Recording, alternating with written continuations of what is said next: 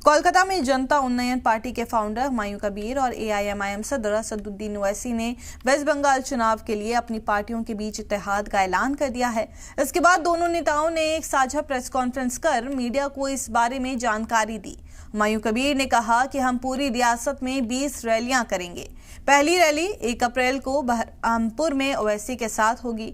उन्होंने बताया कि सभी रैलियों का मकसद आवाम के बीच जाकर अपनी बात रखना और इत्तेहाद की ताकत दिखाना है।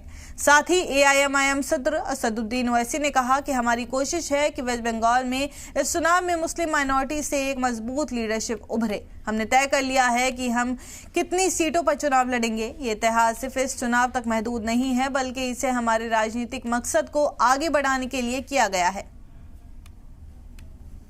हमारी पार्टी एआईएमआईएम वेस्ट बंगाल के इस असेंबली इलेक्शन में हम हमारे भाई जनाब हुमायूं कबीर साहब के साथ अलायंस में लड़ रहे हैं और हमारी पूरी कोशिश होगी कि अलायंस कामयाब हो।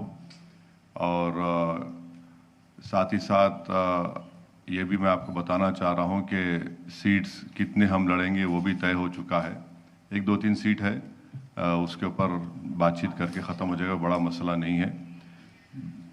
पूरी कोशिश यही है कि इस चुनाव में इस प्रदेश में मुस्लिम माइनॉरिटी की एक पॉलिटिकल लीडरशिप उभरे और स्ट्रेंथन हो, क्योंकि मेरा मानना यह है कि जितना गवर्नमेंट का एम्पिरिकल डेटा है, चाहे वो वेस्ट बंगाल का क्यों ना हो, गवर्नमेंट ऑफ इंडिया का हो या एनएसएसओ का डेटा हो, वो ये बताता है कि उन प्रदेशों में जहां पर मुस्लिम माइनॉरिटी का कोई पॉलिटिकल लीडरशिप नहीं है, उनके सोशल, इकोनॉमिक डेवलपमेंट या ह्यूमन डेवलपमेंट इंडिकेटर्स जो है बहुत ख़राब हैं।